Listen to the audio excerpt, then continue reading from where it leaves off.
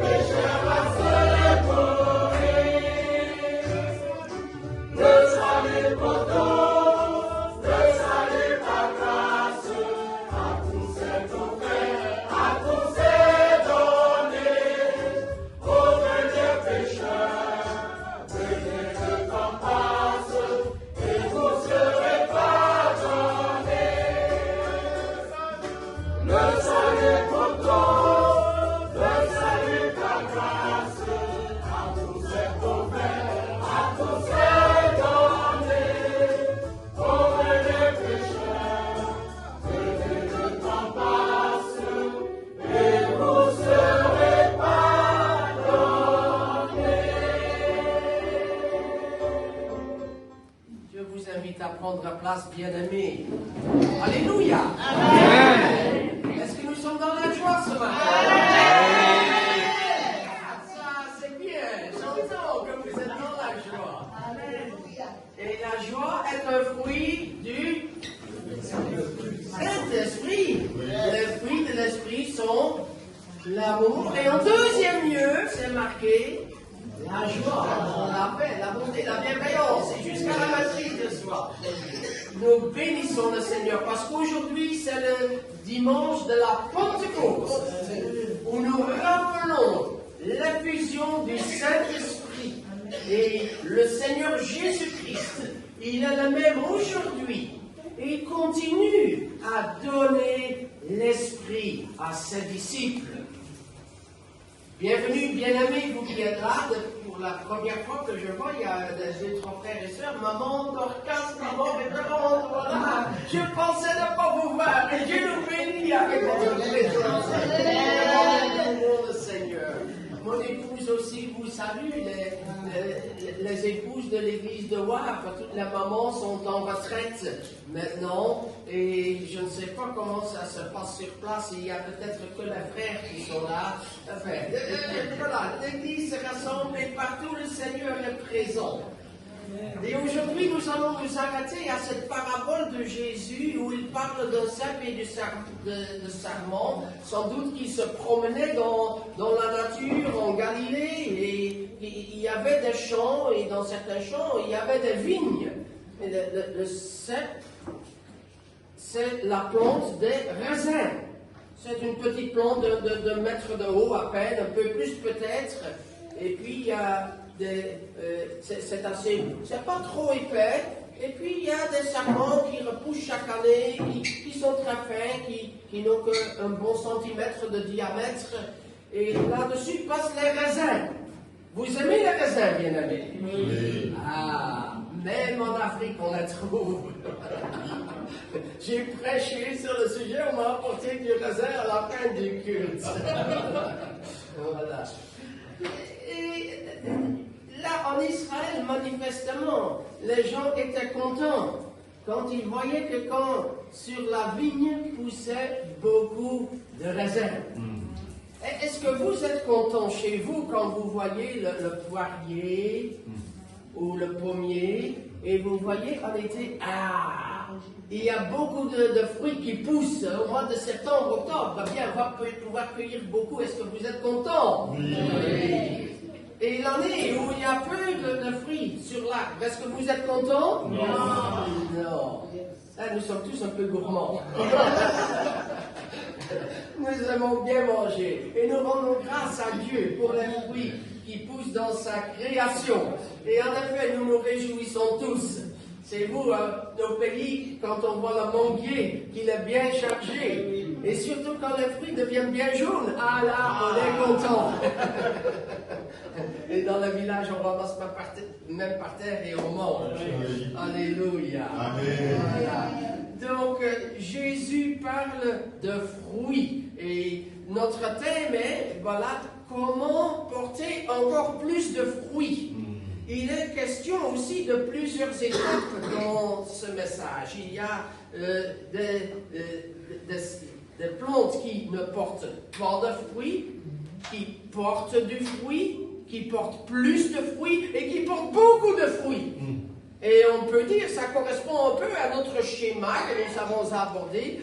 Le nouveau-né, le bébé dans la foi ne porte pas encore de fruits. Il est comme le tige qui sort de la terre, de l'arbre qui pousse et qui ne produit pas encore du fruit.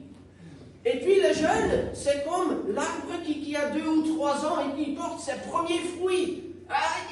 L'arbre est encore un peu petit, il n'y a pas encore beaucoup de fruits et ça commence à porter un peu. Et avec les années, l'arbre grandit. Et porte de plus en plus de fruits. Mais quelquefois, il y a une saison où il y a une maladie, où il y a des intempéries, il y a la grêle qui tombe dessus et qui fait que tout est gâté et qu'il n'y a plus rien à cueillir. Quelquefois, il y a une saison de déception. Et Jésus nous dit, mon Père est glorifié en ceci, que vous portiez beaucoup de fruits. Dieu aussi se réjouit quand il voit beaucoup de fruits dans nos vies. Bien-aimé, est-ce que tu veux que le Seigneur voit beaucoup de fruits dans ta vie? Oui. Est-ce que nous voulons être des chrétiens qui portent que très peu de fruits? Non. Porter encore davantage de fruits dans le temps qui vient qu'avant? Est-ce que demain nous voulons plus porter de fruits que hier? Oui. Est-ce que quand nous sommes âgés, nous voulons encore porter beaucoup de fruits? On ne va pas se reposer quand on est trop âgé. Dieu nous permet de porter beaucoup de fruits. Amen. Même quand on est parmi les vieux, parmi les sages, parmi les aînés. Et ça, c'est une bonne nouvelle. Il n'y a pas que les jeunes ou les gens dans la force de l'âge. Même les vieux, les vieilles peuvent porter pour Dieu encore beaucoup de fruits. Ici, je parle comme en Afrique. Hein. C'est pas la connotation européenne. C'est le respect que nous devons à nos aînés. Voilà, avant tout. Voilà, bien-aimés. Nous voulons voir qu'il y a 3 conditions pour porter beaucoup de fruits. Cela nous aidera à porter beaucoup de fruits. Alors, pour que le sarment, donc c'est la branche du raisin, puisse porter beaucoup de raisins. Qu'est-ce que Jésus dit? Il faut que cette toute branche qui est en moi. Et il dit, demeurez en moi. Alors, si la branche, le sarment est coupé, alors est-ce qu'il peut encore porter du fruit? Ah non! Pourquoi? Parce que la sève qui monte par le cep, c'est-à-dire par le tronc, ne peut plus passer, ne peut plus nourrir la branche n'est plus nourrie. Alors elle finit par sécher et elle meurt, et puis on ne peut plus rien en faire. Non, la première condition, c'est que le sarment doit rester sur le cep. Et Jésus nous dit, le sarment, c'est toi et moi, c'est nous, chaque chrétien. Et là, tu peux mettre ton nom sur un cep. Il y a plusieurs sarments. Le cep, c'est Jésus-Christ. Donc, il faut que nous restions attachés à Jésus. Et nous sommes tous des chrétiens attachés à Jésus-Christ. Quand nous demeurons tout près de Jésus, alors nous pourrons porter beaucoup de fruits. Et là, c'est la première condition. Jésus insiste à plusieurs reprises, demeurez en moi. Comme moi je demeure en vous, alors vous portez beaucoup de fruits. Donc il insiste sur ce point de rester tout près de lui, d'être vraiment en lui. Tout sarment qui est en moi porte beaucoup de fruits. Et plus tard, l'apôtre Paul nous le dira aussi dans les églises, et le dit avec d'autres paroles. Il dit, Dieu est fidèle. Lui qui vous a appelé à la communion de son Fils. À la communion. Donc c'est de vivre en communion avec le Fils. C'est d'être unis à Jésus-Christ. C'est à quoi nous sommes appelés. Et quand nous sommes vraiment attachés à Jésus, alors c'est lui qui nous nourrit. À toi Jésus attaché. À toi Jésus attaché. C'est un cantique. Vraiment que vous connaissez. Voilà. C'est précieux. C'est un appel sur notre vie. Quel est le rôle du cep? Son travail, c'est de faire monter la sève. C'est le liquide avec les éléments qui nourrissent la plante et qui permettront au sarment de produire les feuilles et de produire des fruits et de pouvoir grandir. C'est le travail du cep de faire monter la sève. Et là, nous voyons que Jésus-Christ est à l'œuvre. Son rôle est de nous nourrir, de faire monter la sève. Et bien aimé, la sève, pour vous, c'est quoi? La sève qui monte, qui entre dans les sarments. La foi, c'est la Pentecôte aujourd'hui. Le Saint-Esprit est là. Et Jésus répand son esprit sur l'Église. Jésus nous nourrit par l'Esprit Saint. Et l'Esprit prend des éléments différents, prend la parole de Dieu, nous nourrit de la parole de Dieu, nous nourrit dans notre foi, par nos expériences dans la vie, où nous voyons sa fidélité, où nous voyons des exaucements de prière, où nous voyons son œuvre. Notre foi grandit. Et Jésus nous nourrit. Il nous nourrit par l'Esprit qui glorifie Jésus-Christ. Oh bien-aimé, Jésus nous donne son esprit. Jésus est à l'œuvre. Jésus veut nous nourrir. Il nous demande seulement de rester attachés à Jésus. À toi Jésus, attaché. Je reçois de toi la vie pour l'éternité. Voilà, c'est lui qui nous nourrit. Alors quand nous restons proches de Jésus, en communion avec lui, alors nous allons certes porter beaucoup de fruits. Alors Jésus, tout d'abord, en être conscient de sa présence dans notre vie. Il a dit, je serai avec vous tous les jours, tous les jours. Bien-aimé, la Pentecôte, pour nous c'est un rappel historique, mais tous les jours il nous nourrit par son esprit. Même la vigne est un exemple dans la nature, mais il y a des saisons, il y a une fois par an qu'il y a des fruits qui poussent. Mais le Saint-Esprit est là chaque jour de notre vie. Chaque jour, nous pouvons porter des fruits. Nous sommes une vigne qui porte continuellement le fruit et pas seulement une fois par an. Alléluia. Vraiment. Que nous soyons pour notre Seigneur un sujet de joie, qu'il voit pas seulement le dimanche en nous, le fruit du Saint-Esprit, le dimanche, et puis les autres jours, mais où est le fruit? Non, il veut voir en nos vies du fruit le lundi aussi. Et le mardi, il ne va pas encore se reposer. Il est encore debout pour moi. Alléluia. Soyons des porteurs du fruit tous les jours. Parce qu'il nous nourrit chaque jour de son esprit et nous aide à porter du fruit. Mais nous devons être conscients vraiment que nous vivons dans la présence de Jésus. Et là, c'est ma soeur, toi qui disais la foi, c'est là que nous trouvons la foi. Oui. Voilà, nous demeurons en Jésus par la foi. Et quand nous marchons par la foi, c'est là qu'il nous nourrit de ton esprit. Oui, la foi aussi à sa place. Et quand nous croyons, Jésus agit et nous nourrit par son esprit. Un deuxième élément, c'est que l'esprit amène ces éléments nutritifs. Et ces éléments nutritifs, ce sont notamment la parole de Dieu. L'esprit rend la parole comme un livre d'actualité, un livre qui nous interpelle, un livre de vie, et pas qu'un livre théorique à lire qui date d'il y a plus de 2000 ans et qui a juste une information générale qui reste dans la généralité. Non, la Bible, c'est Dieu qui nous parle, qui nous transforme, qui nous renouvelle, qui nous nourrit, dont les promesses sont toujours d'actualité. Alléluia. Amen. Le Seigneur est fidèle. Alors celui qui demeure dans le Seigneur, demeure dans sa parole. Et c'est dit aussi dans ce passage que ces paroles demeurent en vous. Voilà, on voit que Jésus, en parlant de demeurer en lui, parle aussi de demeurer dans sa parole.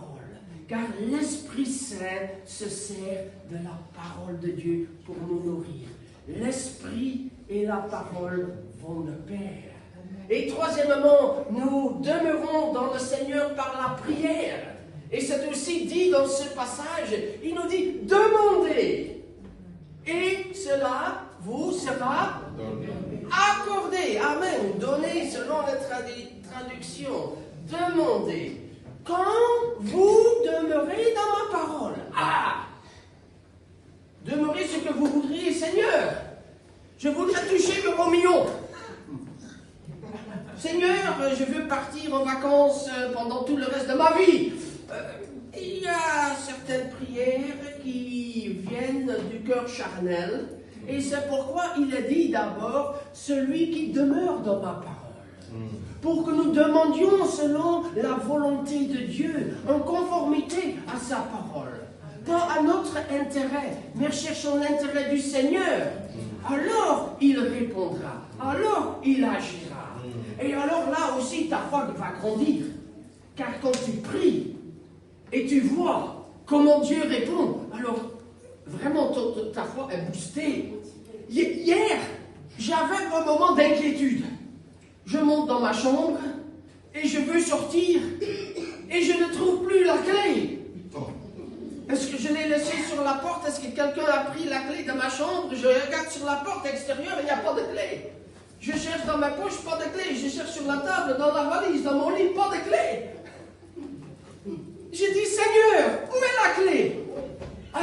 Poche derrière. Même pas 3 secondes après la prière, j'avais tout trouvé.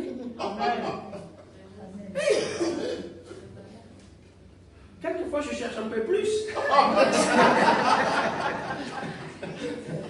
Mais quelquefois, Dieu nous fait des surprises où ça va plus vite qu'on le pense. Voilà, il nous dit dans sa parole, demandez et cela vous sera accordé. Bien-aimés, c'est là que nous grandissons. C'est ainsi que nous demeurons dans le Seigneur. Autour de la table du Seigneur, nous demandons dans le Seigneur. Donc, première condition, nous devons rester attachés à Jésus. Deuxième condition, c'est d'être placé au bon endroit. Le verset 2 nous dit, « Tout serment qui est en moi et qui ne porte pas de fruit, il le retranche. » Mais le verbe grec, aéro, veut aussi dire élevé. Et là, c'est une question de traduction.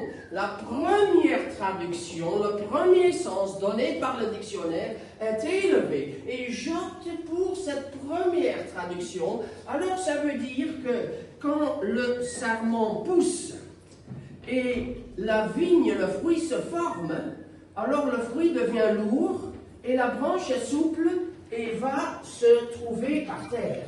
Et alors les raisins vont se trouver par terre. Et par terre, eh bien, il y a le petit cochon, les chèvres, il y a les rats ou autres qui passent et disent « Ah là, il y a un bon repas pour moi » et ils vont manger. Et voilà, le fruit pour nous sera perdu. Ou la pluie tombe et tout va se gâter par terre. Là, le fruit se trouve au mauvais endroit et il sera perdu malheureusement. Mais si le sarment est élevé et attaché sur les fils, alors là, les chèvres disent tant pis pour eux, c'est trop haut. Et l'humidité ne traîne pas, ça sèche vite, le soleil peut bien atteindre les raisins pour qu'ils mûrissent. Donc là, les raisins peuvent se développer. Donc les raisins doivent se trouver au bon endroit. Et ça, c'est le travail du vigneron. C'est le travail, donc le vigneron, c'est notre Père Céleste qui s'occupe de nous, les sarments, pour nous mettre au bon endroit dans la vie. Bien-aimés, le Seigneur amène chacun de nous à des endroits dans la vie où nous pouvons porter du fruit. Le lycée où tu te trouves, c'est là que tu porteras du fruit. L'université où tu vas te trouver, ou une haute école, c'est là que tu porteras du fruit. Le Seigneur te conduira là où tu iras étudier, et là tu produiras du fruit. Là, dans ton quartier où le Seigneur t'a placé, le Seigneur te donnera des contacts, tu es son témoin, et c'est là que tu porteras du fruit. Amen. Et quand le Seigneur te ferme une porte, eh bien, c'est pour t'amener ailleurs, pour porter le fruit là où il te veut pour porter du fruit. Comme jeune pasteur, j'ai vraiment, il y avait une piste pour que j'aille dans une église. Et on en parlait déjà au bureau national, le jeune pasteur Rémi va partir dans telle église. Et puis, il y a quelques personnes qui interviennent derrière, et voilà, on dit, voilà, il y a une autre personne qui a pris le poste. Et certains étaient fâchés, ils me le disaient. Oh, c'est scandaleux, je dis. Le Seigneur conduit ma vie. Amen. Amen. Et s'il y a une porte qui se ferme sur mes pas, c'est que le Seigneur a une autre porte qui va s'ouvrir pour moi.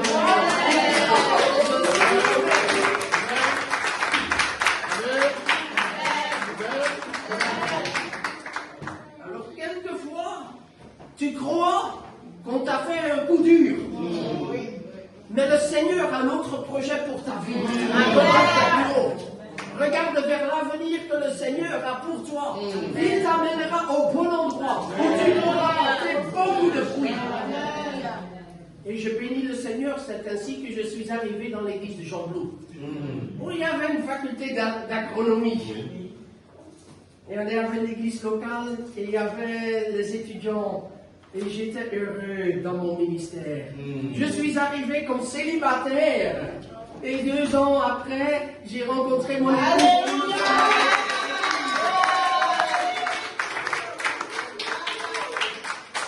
Et dans cette église, nos 3 enfants ont été conçus et sont nés.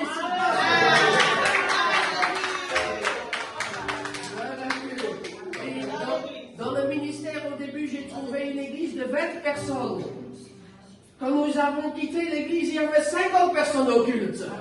Après 10 ans. Pourtant, j'en avais enterré au moins 33.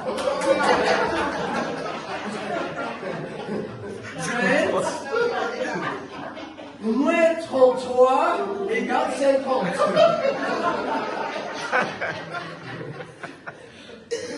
Dieu a fait grâce. Il y a des gens qui se sont convertis, il y a des gens qui sont venus, c'est l'œuvre de Dieu. Alléluia. Bien-aimés, quand nous sommes au bon endroit, là où Dieu nous veut, c'est là que nous porterons du fruit. Alors nous mettons nos vies dans sa main pour qu'il nous conduise et nous amène au bon endroit. Chacun.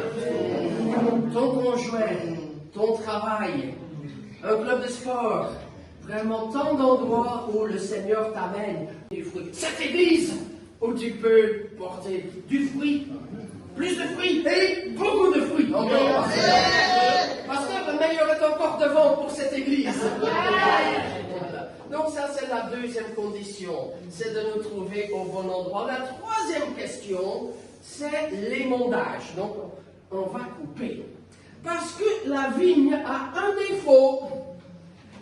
Les branches, notamment, les sarments, ont tendance à pousser. Vous voyez, le cep, il a à peu près 1 mètre de haut. Mais si on ne fait rien, la tige va pousser bien de 3-4 mètres. La tige a même tendance à devenir plus grande que le cep qui est là. Et ça, c'est aussi un peu notre personnalité.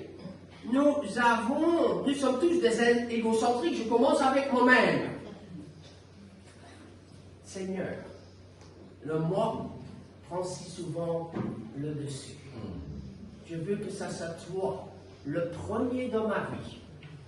Mais c'est notre moi qui nous conduit, que nous plaçons au centre. Et nous croyons le plus important. Et là, le divin vigneron, notre Père Céleste, vient avec son divin sécateur et va dire, voilà, c'est pas important que la branche se nourrisse. Je laisse pousser un bon mètre, clac, je coupe. Et ça veut dire que la branche ne peut plus prendre trop de grandeur. Il est écrit dans l'évangile, il faut que Jésus croisse, dit Jean-Baptiste, et que je diminue. Voilà, il vient nous émonder. Alors ça veut dire quoi? La branche ne va plus se nourrir, et toutes les feuilles qui poussent dessus, mais qu'est-ce qu'elle va nourrir? La sève va nourrir quoi? Ce sont les fruits qui poussent sur les sarments. Alors toute la force ne vient pas dans la branche, c'est pas la branche qui devient grande, ce sont les fruits qui deviennent grands. Bien-aimés, le Seigneur intervient dans notre vie pour nous émonder. Et cet émondage commence par la parole de Dieu. Parce que la parole de Dieu appelle un chat. Le péché, péché. Et il y a certains péchés qui nous empêchent de porter du fruit. Et la parole de Dieu nous empêche à perdre le temps, notre énergie et nos forces dans le péché et dit non. Et c'est pourquoi le chrétien souvent dit non. Même quand mon cœur pourrait être porté pour beaucoup de choses, mais je dis non, je veux plaire à Jésus-Christ. Et porter du fruit, et l'honorer, et témoigner, et élever son nom. Et oui, ça fait quelquefois mal. Et émonder, ça peut être pour un pasteur aussi que je suis. Il y a tellement de tâches administratives et autres, et quelquefois je dois dire non. Et j'apprends comme pasteur retraité, mon épouse me dit, tu es encore plus chargé qu'avant. À nouveau apprendre à être émondé, quelquefois à dire non, on ne peut pas s'engager partout. Il y a beaucoup de bonnes choses. Je continue à dire oui aussi. Mais je prie et je demande que le Seigneur me conduise là où je peux porter du fruit. Mon frère, ma soeur, quelquefois, il y a des péchés. Il y a une surcharge d'activités, le Seigneur vient émonder. Il y a quelquefois aussi trop d'activités chrétiennes.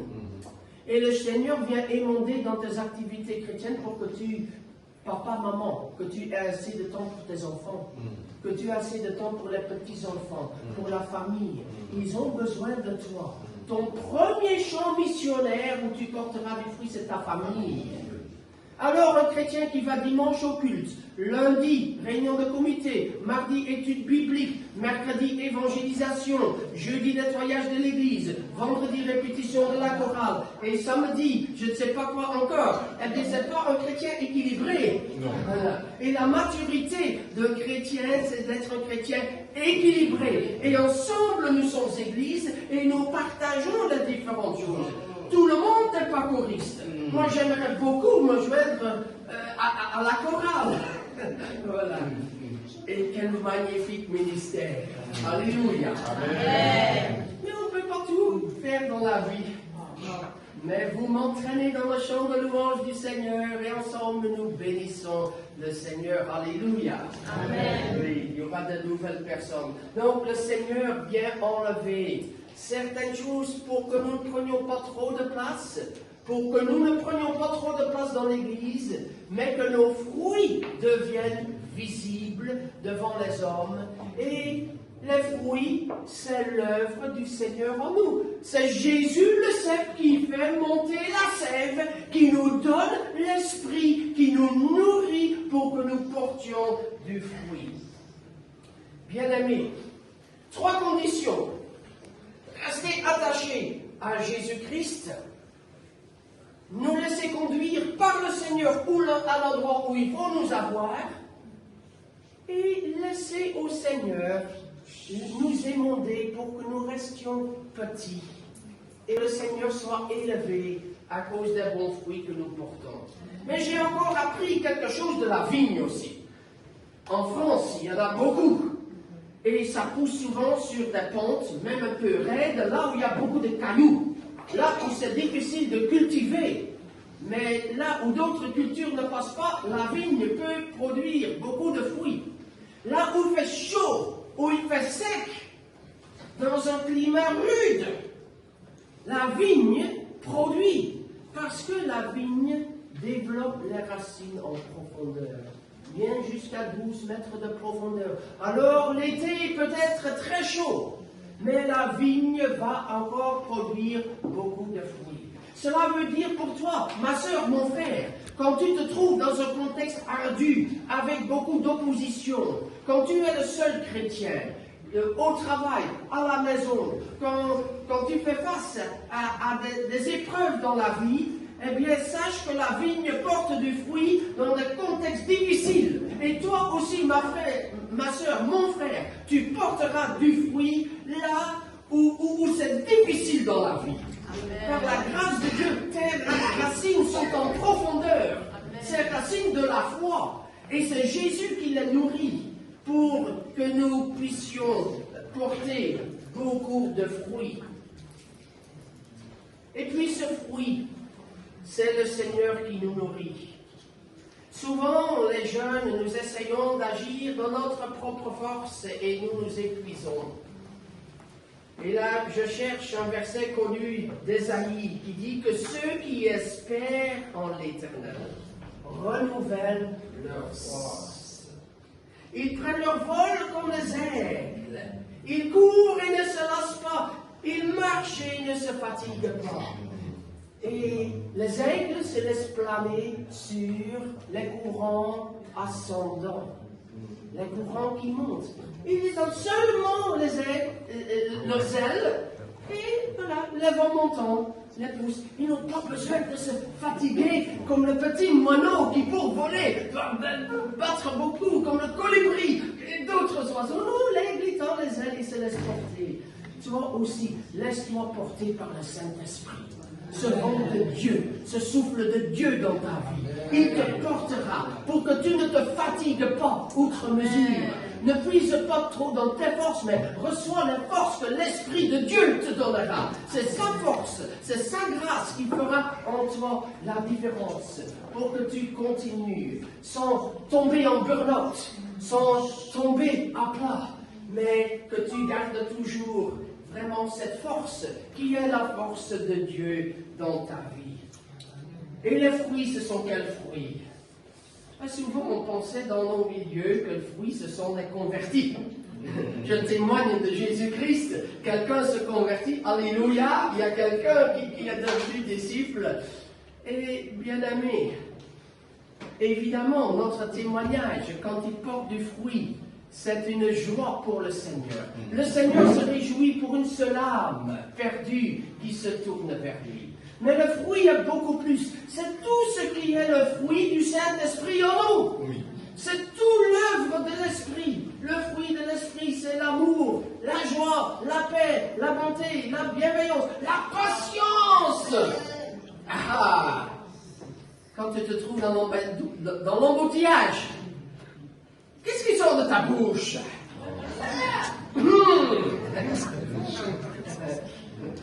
Oui, Seigneur, tu es en contrôle. Merci, Seigneur, pour ce temps que j'ai. Merci pour ta présence. Est-ce que tu pries ou est-ce que tu souffles le feu au rouge qui sont devant toi? L'Esprit nous apprend aussi la patience. Ce sont tous des fruits. Il y a beaucoup de fruits. Tout ce qui est l'œuvre de Dieu. Et Jésus dit, sans rien, sans moi, vous ne pouvez rien faire. Évidemment, nous pouvons faire des choses sans Jésus. Mais ce ne seront que des choses humaines. Et Jésus ne sera pas élevé. Nous les avons fait dans notre force, sans le sceau de Dieu, sans sa grâce, sans qu'il en soit la source. Et alors nous nous glorifions, mais pas le Seigneur. Mais quand le Seigneur nous nourrit, alors c'est lui qui est glorifié. Et nous voulons entrer dans ces œuvres qui sont vraiment le fruit de son œuvre en nous. Et quand il nous nourrit et nous conduit, quand il se sert de nous, nous voyons ce qui est glorieux, ce qui est humainement impossible, ce qui est surprise, des rencontres, des paroles qui sont données. Nous voyons ces merveilles de Dieu. Et c'est ça que je veux voir dans nos vies, que dans nos journées, là où nous vivons et témoignons, que nous voyons ces œuvres vraiment qui sont les fruits de ce que l'Esprit de Dieu fait en nous. Bien-aimés, le Seigneur veut que tu portes encore plus de fruits. Peut-être devant, mais quand tu es déjà un adulte, et tu progresses vers l'âge des années, il veut que tu portes encore plus de fruits. Vous les enfants, vous avez toute la vie devant vous, le Seigneur vous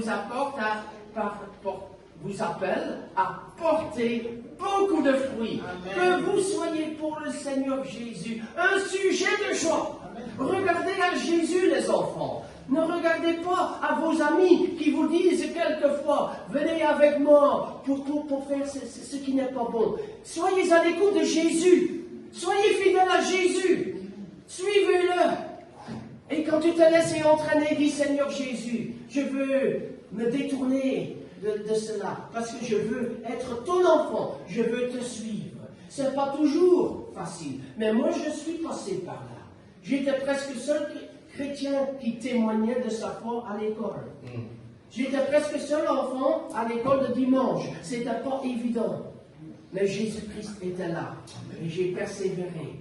Et j'ai vu ce que Dieu fait dans nos vies le long des années. Et cette vie-là, cette vie abondante, cette vie glorieuse, cette œuvre de Dieu, ce que fait l'Esprit de Dieu, les enfants, je veux le voir dans vos vies. Et plus tard, un jour, je ne serai plus là, mais vous serez là. Et vous serez les témoins de Jésus-Christ. Et vous direz, un jour, il y a eu un pasteur, il y a eu un pasteur, il y a eu un pasteur. Ils nous ont parlé de Jésus-Christ. Et oui, nous pouvons dire à notre temps, nous avons vu que ce Jésus est le même. Il a fait la même chose dans notre vie. Les enfants, pour vous, le meilleur est devant. Soyez bénis au nom de Jésus.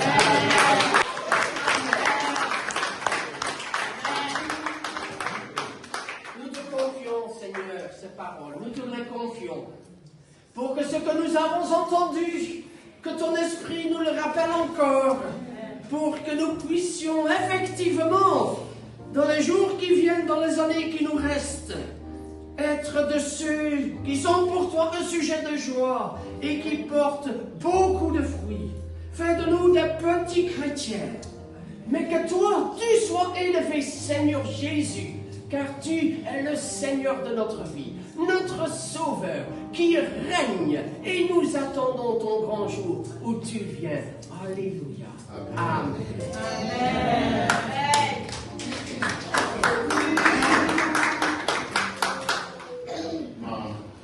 Un homme de la part du Seigneur. C'est que nous aimerions, au nom du conseil, nous aimerions, au nom de la révérende et à notre nom personnel, prier pour le pasteur Révita, que le Seigneur a suscité depuis près d'1 an, qu'il a réservé dans son agenda ce moment-ci, et qu'il est en train de prier pour nous, vous vous rendez compte, pour que cet événement ait lieu, afin que le Seigneur puisse l'utiliser puissamment pour nous enseigner. Ainsi, cher pasteur, au nom du Seigneur Jésus et au nom de toute la communauté, nous aimerions vous dire tout simplement merci. Merci. Donc, au nom de la communauté a réservé juste une petite quelque chose pour vous remettre et vous dire merci. Prions le Seigneur. Prions le Seigneur. Intercédons les uns pour les autres. Dieu, notre Père, depuis vendredi, que nous sommes rassemblés dans ce monastère, nous avons laissé tout pour venir t'adorer, pour venir te prier. Nous te remercions d'avoir guidé chaque pas.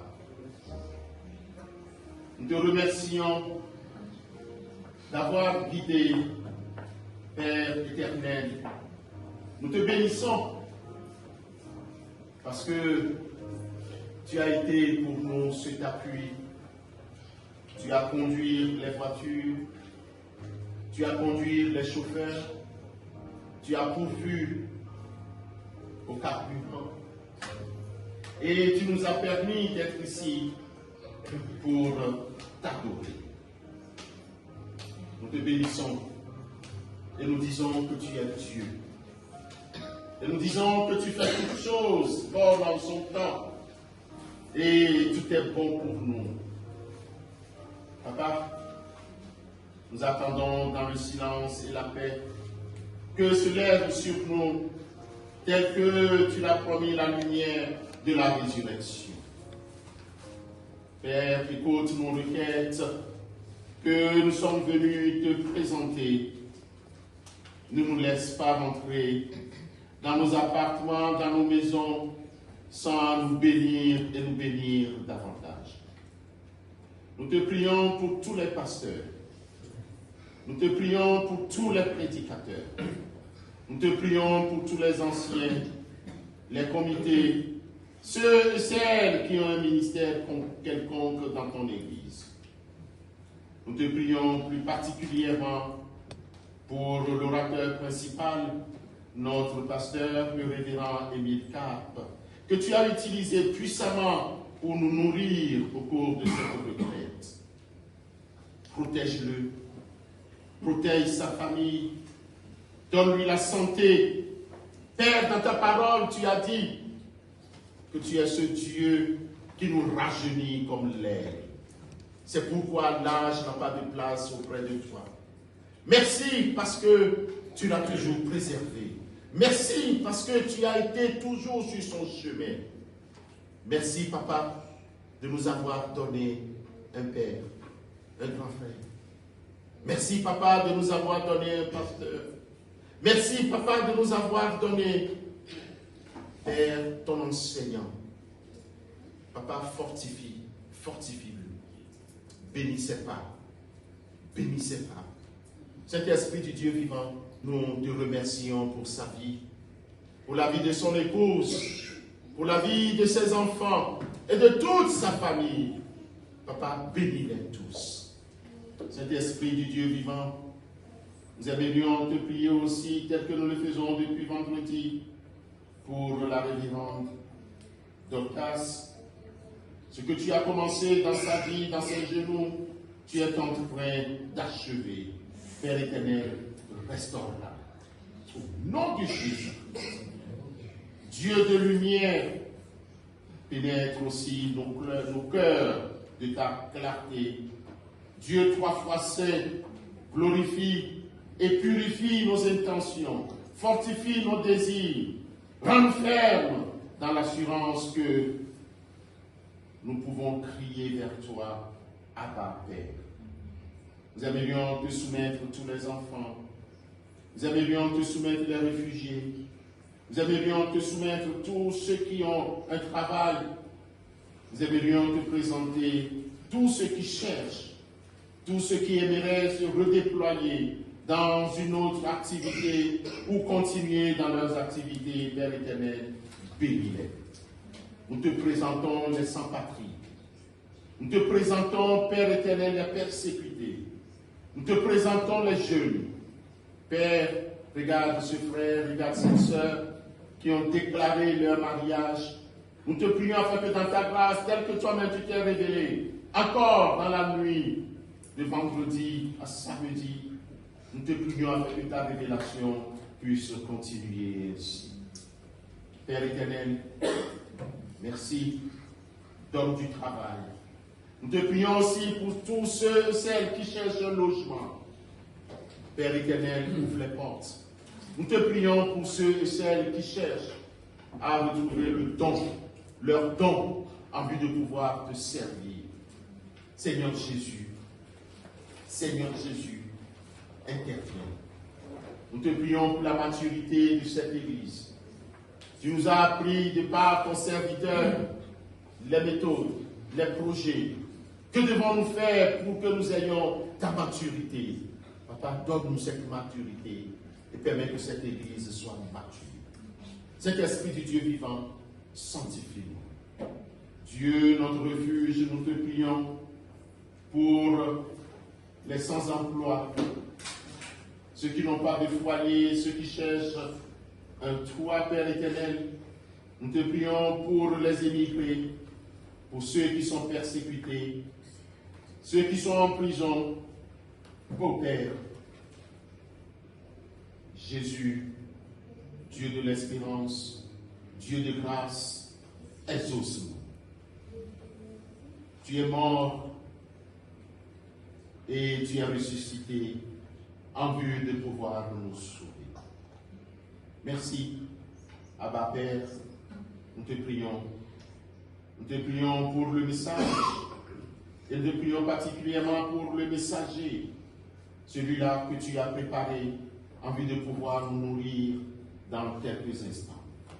Fortifie-le et permets que nous aussi, dans ton amour, nous puissions te comprendre. Ô Père, utilise le puissant. Utilise le puissant. Que tout esprit de bruit, de distraction, de soucis, qui peut servir de frein à la réception de ce message, soit annulé au nom de Jésus. Amen. Père, nous aimerions t'écouter. Parle, car tes serviteurs écoutent. Amen. Amen. Nous allons recevoir les enfants. Nous allons les écouter. On va nous faire le rapport de l'école de dimanche. Dis-nous son nom, je connais son nom. Dis-nous son nom. Son nom est Jéhovah, je connais son nom. Amen. Je connais son nom. Dis-nous son nom. Dis-nous son nom. Amen. Dis-nous son nom. Dis-nous son nom.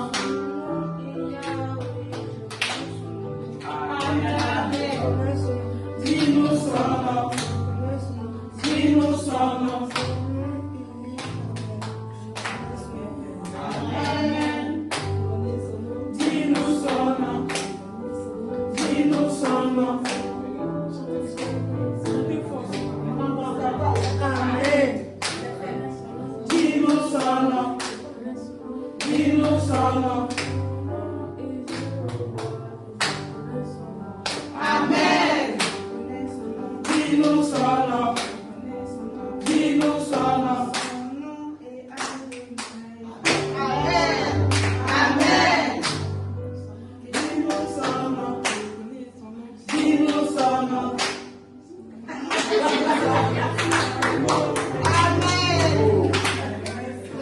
Amen.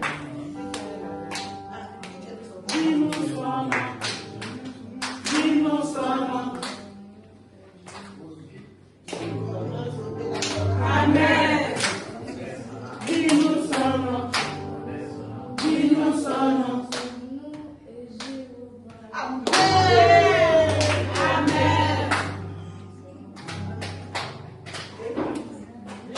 Dis-nous son nom. Dis-nous son nom. Dis-nous son nom.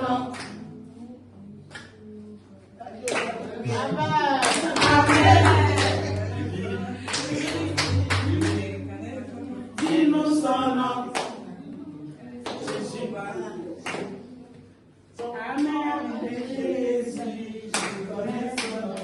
Amen. Merci. Pour ce grand témoignage, ça nous nourrit la foi. Les enfants sont en train de nous nourrir la foi. Et nous aussi, notre foi est affermie. Nous vous bénissons. Donc, avant le témoignage, je vais prier pour vous. Et vous pouvez rester avec votre maman pour écouter aussi son témoignage avec vos tatas, vos tantes, tout ça. Donc, je vais demander aux prédicateurs de prier pour les enfants, s'il leur plaît. Que l'Assemblée veuille se lever, afin que nous puissions confier les enfants, confier les parents, confier leur croissance spirituelle, et tout cela au Seigneur, Dieu Tout-Puissant. Seigneur Dieu, Seigneur, en ce grand jour où tu t'es glorifié parmi nous, en répandant sur chacun de nous ton esprit, afin que nous allons faire ton œuvre, nous t'apportons, Seigneur, les enfants, les bénédictions que ta grâce nous a données, l'Église de demain. Nous voulons, Seigneur Dieu, de confesser que nous ne pouvons rien faire sans toi, que nous ne sommes rien sans toi. Nous reconnaissons que nous ne sommes ni sages, ni intelligence. Et nous savons aussi que nous manquons de connaissances. Mais la sagesse, l'intelligence et la connaissance sont auprès de toi, sont en toi. Nous voulons, Papa, te confier ces enfants, afin que toi-même, tu leur donnes la sagesse, que tu leur donnes l'intelligence et la connaissance qui viennent de toi, afin que tes Dieu y grandissent, ils mûrissent, ils soient dotés de ton esprit pour être les héros de ta parole demain, pour être des ambassadeurs demain, pour proclamer ta parole et porter ton évangile dans toutes les contrées de ce monde. Donne-leur la force, donne-leur la santé, donne-leur le courage et surtout la persévérance. Mais Seigneur, c'est des enfants qui sont en croissance. Ils ont besoin de la nourriture spirituelle tout comme de la nourriture physique. Alors toi-même nourris-les. Toi-même, Seigneur, conduis-les. Tiens-les, Seigneur, par la main, afin qu'ils puissent marcher en étroite relation avec toi, en parfaite communion avec toi. Seigneur, je voudrais à travers ces enfants te confier leurs parents, que tu as responsabilisés. Dégage leur esprit de toute contingence matérielle, financière et de toutes sortes de besoins, afin, Seigneur, que bien entier, ils puissent s'occuper, comme tu le veux, de ces enfants, pour faire la fierté que tu veux que ces enfants soient pour eux. Donne-leur aussi, Éternel, parce que c'est l'Église de demain, de mûrir effectivement et de porter du fruit, des fruits dignes de l'esprit. C'est un nom puissant de notre Seigneur Sauveur Jésus-Christ que nous te le demandons.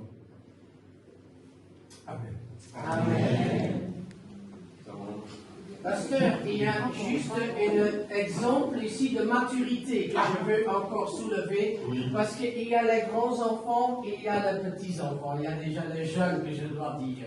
Et je vois que parmi les enfants, il y a des plus petits ici. Et avec le chant, et tu avais un peu peur pour chanter, hein, au début.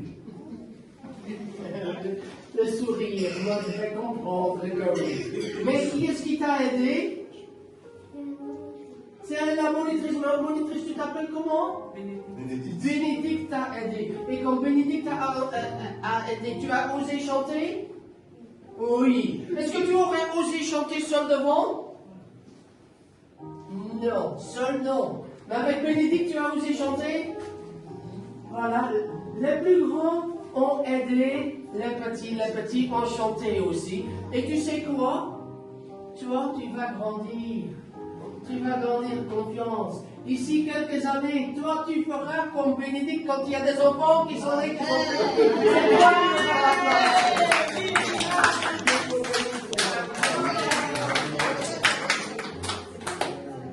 Bon, Bibi, la prophétie est sortie.